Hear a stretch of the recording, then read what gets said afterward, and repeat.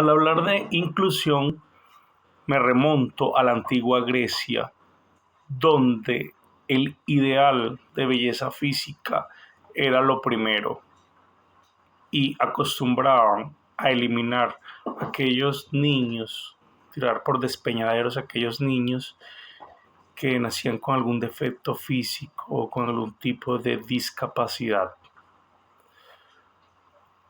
Podemos evocar aquellos aportes de teóricos como Rousseau, donde se decía que educar a un niño diferente o con discapacidad era una pérdida de tiempo, en palabras coloquiales.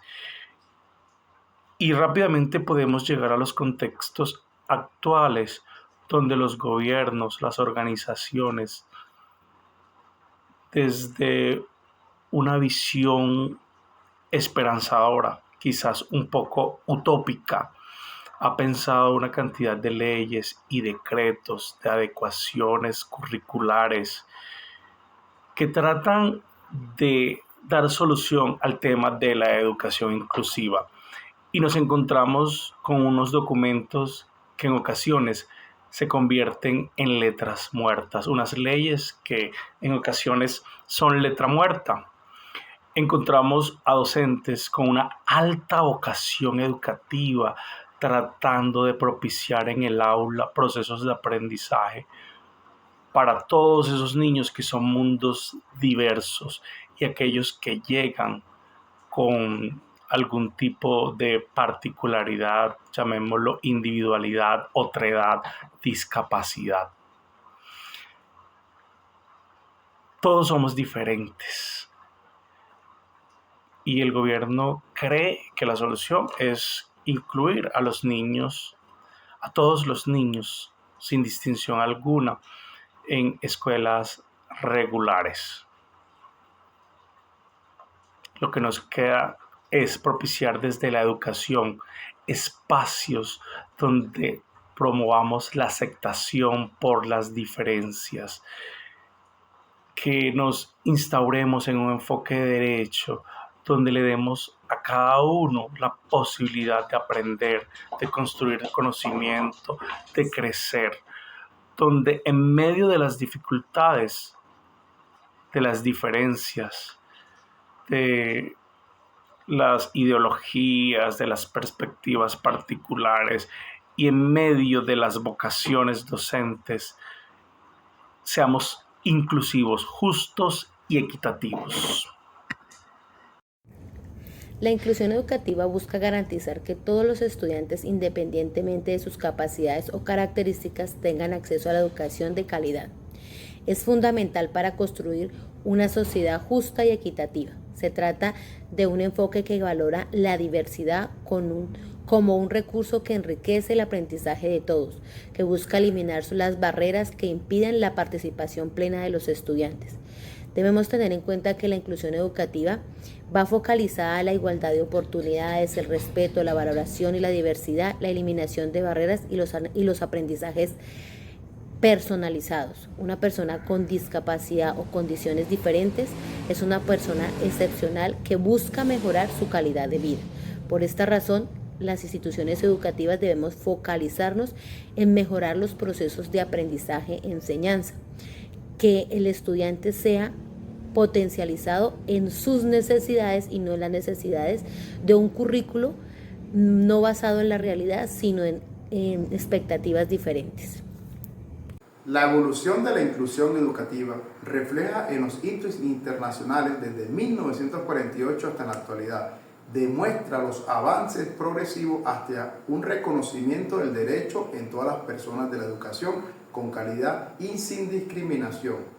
Declaraciones como en el marco de la Declaración Universal de los Derechos Humanos y la Conferencia de Salamanca y la Agenda 2030 han sido claves para orientar las políticas y prácticas inclusivas en los sistemas educativos. Estos referentes internacionales han impulsado en la transformación de las escuelas un espacio que valora la diversidad como riqueza, fomenta la participación de todos y garantiza que las diferencias no se conviertan en barreras para un buen convivir. Las conclusiones respecto al referente nacional.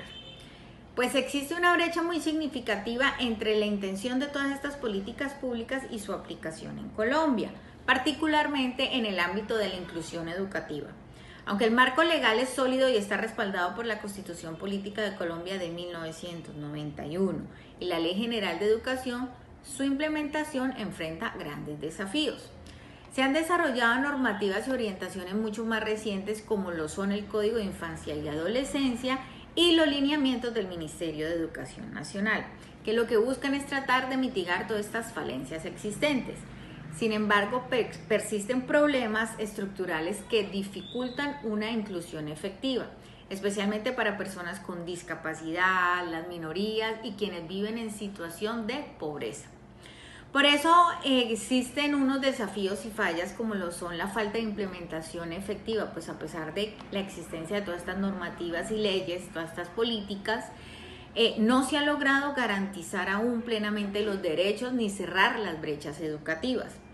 La preparación docente insuficiente, puesto que hay escasez de recursos y mecanismos para entender la diversidad de las aulas. También los problemas en el sistema educativo, se identifican fallas en áreas claves como lo son la escolarización, la evaluación psicopedagógica, el currículo y la atención a la diversidad. Y la falta de inversión y recursos, como se ve en el Plan Decenal de Educación 2016-2026, no se logró el objetivo de inversión del 7% del Producto Interno Bruto en educación. Y esta falta de financiación impacta directamente en la calidad educativa y la capacidad del sistema para lograr atender las necesidades de todos los estudiantes. Si hacemos un balance general de estos referentes nacionales, podemos decir que Colombia sí ha avanzado en cuanto a creación de un marco normativo para la inclusión y la equidad para la educación. Sin embargo, la implementación de estas leyes y políticas ha sido muy deficiente. La educación en lugar de ser un motor de transformación social, continúa enfrentando problemas de acceso, de calidad y financiación, lo que perpetúa las desigualdades existentes. Aunque sí hemos tenido avances claves en áreas específicas como son la etnoeducación, la respuesta a las comunidades vulnerables, si miramos por ejemplo las víctimas del conflicto armado, sigue siendo insuficiente. La inclusión en la educación, si bien la Ley 115 de 1994, el Decreto Único 1075 del 2015 y el Plan Decenal de Educación 2016-2026, junto con los lineamientos del Ministerio de Educación del 2018, conforman un marco normativo sólido, considero que su alcance real todavía es muy limitado, porque existe una brecha muy importante entre lo que se plantean en los textos y lo que ocurre en la realidad de las instituciones educativas. La Ley General de Educación define principios amplios de acceso y atención a la diversidad, pero después de 2 décadas, muchas de esas disposiciones se han implementado de manera desigual según el contexto territorial. El decreto 1075, aunque ordena la normativa, sigue sin garantizar mecanismos claros de seguimiento y sanción cuando no se cumplen las medidas inclusivas. En cuanto al plan decenal, se plantean metas ambiciosas para equidad, pertinencia, pero en mi opinión peca por la generalidad. Muchas de sus propuestas no están acompañadas de indicadores precisos ni de estrategias de financiamiento concretas. Y esto pues lo que hace es dejar un vacío que dificulta medir los avances reales en temas de inclusión. Los lineamientos del 2018 aportan un enfoque diferencial y de género necesario, pero su implementación se enfrenta a resistencias culturales y a la falta de formación docente específica. En la práctica, la inclusión corre el riesgo de reducirse a un discurso institucional, sin cambios profundos en las prácticas pedagógicas, en la adaptación curricular o en la infraestructura escolar. Para sintetizar, Colombia cuenta con un armazón jurídico y programático que podría sostener políticas inclusivas muy sólidas, pero la debilidad ¿dónde está? En la ejecución, en la falta de articulación entre los niveles del gobierno, la asignación de los recursos suficientes, la formación continua y la evaluación rigurosa. Sin esos elementos, la inclusión se mantiene como una meta aspiracional más que como una realidad tangible para los resultados de todos nuestros estudiantes y de la comunidad educativa en general.